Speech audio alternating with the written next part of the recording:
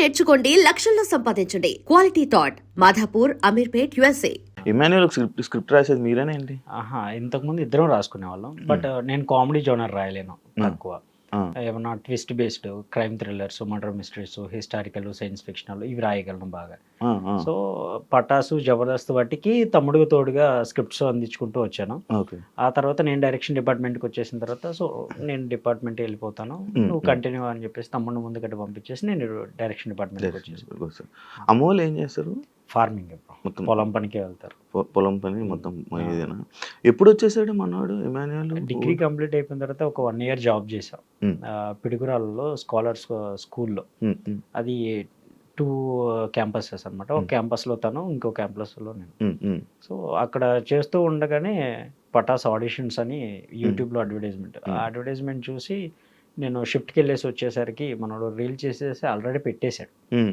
పెట్టేసి ఆ తర్వాత చెప్పాడు ఆ 2-3 daysకి మళ్ళీ రిటర్న్ కాల్ వచ్చిందంట, ఇలా హైదరాబాద్ నుండి కాల్ వచ్చింది, వెళ్తాను అని. హైదరాబాద్ బస్సు కూడా తెలియదు మాకు, ఎలా ఎక్కాలో ఎక్కడ ఆగుతాయో కూడా తెలియదు అసలు.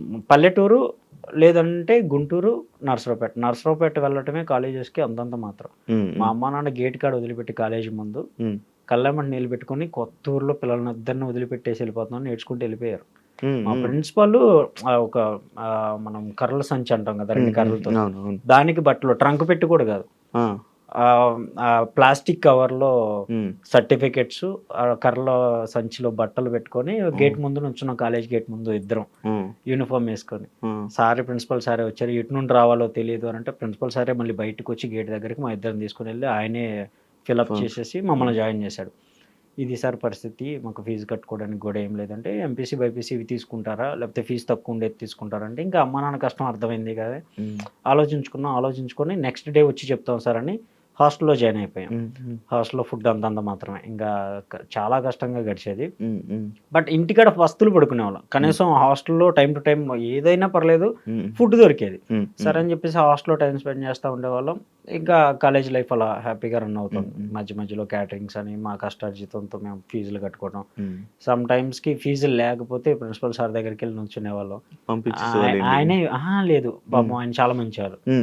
ఆయనే ఎంత అని ఆయన దగ్గరికి వెళ్ళిపోయి పలానా ఇంతనంటే సరే హాఫ్ ఆఫ్ ది అమౌంట్ నేను కట్టేస్తానని ఇద్దరి చిరుసగం ఆయన కట్టేసి లాస్ట్లో కడతారులే వీళ్ళని చెప్పేసి రాపిచ్చేసేవాళ్ళు.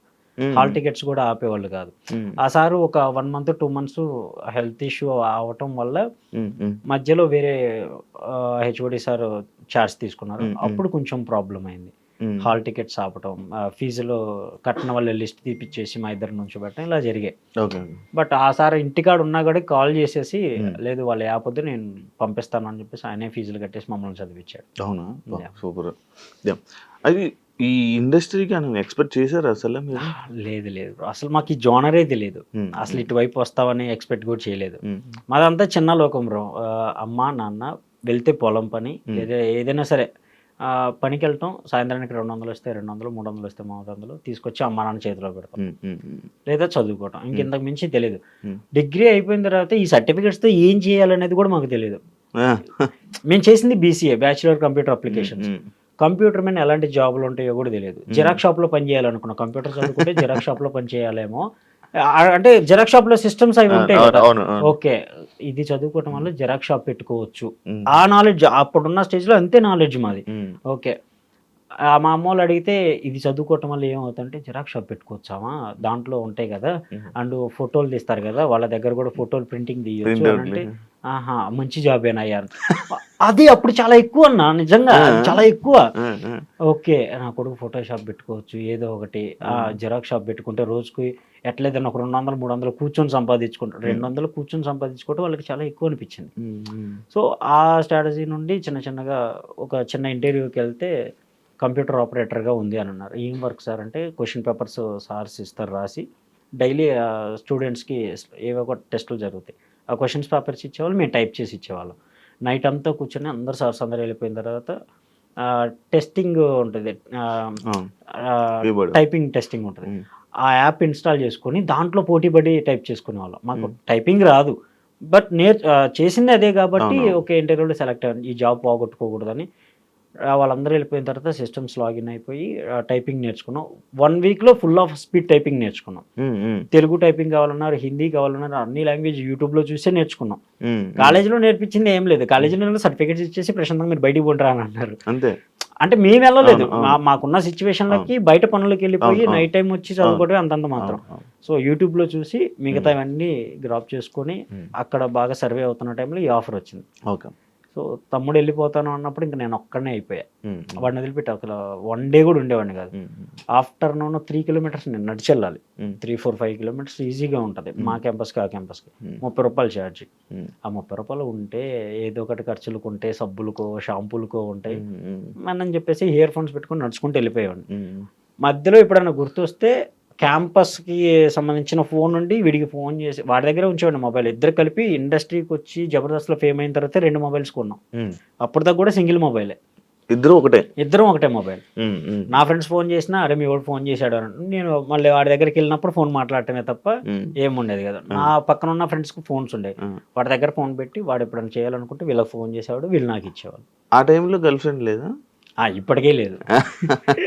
మనోడికి అప్పుడు కాదు, ఇప్పుడు ఉన్నారు. ఇప్పుడు వచ్చారు. అప్పుడు లేరా? అప్పుడు లేదు. బేసిక్గా మనం ఉన్న డ్రెస్సింగ్ సెన్స్ కి ఎవరు దేకరు బ్రో, అది ఫ్యాక్ట్. అలాగే లేదు అది అంటే మనం అనుకుంటాం కానీ మంచి మనసు ఉంటే లేకపోతే నిజాయితీగా ఉంటే ట్రూగా ఉంటే అస్సలు కాదు.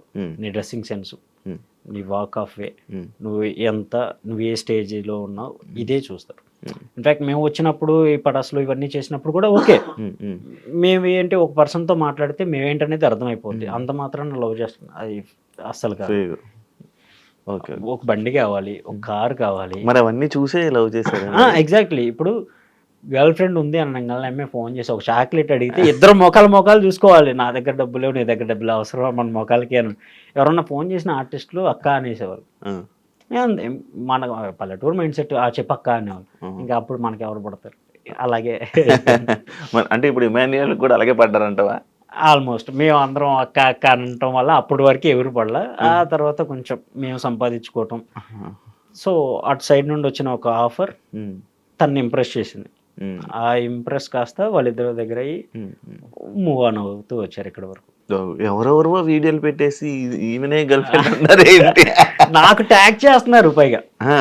తనంటే లోపల కూర్చున్నాడు, ఇమ్మాన్యుయల్ వాళ్ళ గర్ల్ ఫ్రెండ్ ఇలా ఉంటది అని చెప్పేసి రీల్స్ పెట్టేసి ఫేక్ ఫొటోస్ పెట్టేసి నాకు ట్యాగ్ చేస్తున్నారు, స్టోరీస్ మెన్షన్ చేస్తున్నారు. నేను డైరెక్ట్గా ఆ ఐడియాలకే నీకు అన్నం పెడతాను రా అయ్యా, అమ్మాయి కాదయ్యా పాపం. ఆ అమ్మాయి వైరల్ అయ్యింది అనుకోండి, ఆ అమ్మాయికి ఏమన్నా ప్రెషర్ పెరగచ్చు. సో అలా నేను వాళ్ళ మెయిన్ ఐడియాకే పెట్టేసి కామెంట్లో కూడా పెట్టేస్తున్నా, ఈ అమ్మాయి కాదు, it's a fake news, please don't spread this అని చెప్పేసి పెడుతున్నాను. కామెంట్ చూసిన వాళ్ళు కూడా మరి ఎవరు ఏంటి మాకు ఫోటో చెప్పొచ్చు కదా, ఫోటోకి ఏమైంది. బేసిక్గా చెప్పడానికి ప్రాబ్లం ఏం లేదు. ఇప్పుడు నేను ఇమాన్యుయల్ వాళ్ళ అన్నగా తెలుసు కాబట్టి నేను బయటికి వెళ్తే ఇంకో 4 గుర్తుపడతారు, ఓకే. బట్ అమ్మాయి బయట ఎక్కడికైనా వెళ్ళి ఫర్దర్ స్టడీస్ చేయాల్సిన అమ్మాయి తను అక్కడికి వెళ్ళిన తర్వాత ఏదైనా ఫేస్ చేయొచ్చు. సో అందుకోసం అంతే ఇంక వేరే ఉద్దేశం ఏం లేదు. రివీల్ చేయకపోవడానికి కారణం అయితే అదే. రివీల్ చేయరు ఇంకా లాస్ట్ వరకు. తను బయటకు వచ్చిన తర్వాత ఎంగేజ్మెంట్ అవి ఫిక్స్ చేసుకున్నారు ఆఫీషియల్ గా. అందరికి వాళ్ళ ఫ్యామిలీ అందరి మధ్య అయిపోద్దా బయటికి రాగానే? మోస్ట్లీ అనుకుంటున్నా. చుట్టాలా? లేదన్నా, ఇండస్ట్రీ కూడా కాదు, డాక్టర్. తను ఎంబీబీఎస్ కంప్లీట్ చేసుకున్నాడు. అవునవును చెప్పారు కదా మర్చిపోయినా. డాక్టర్ ఓకే బాగానే కలిసారు.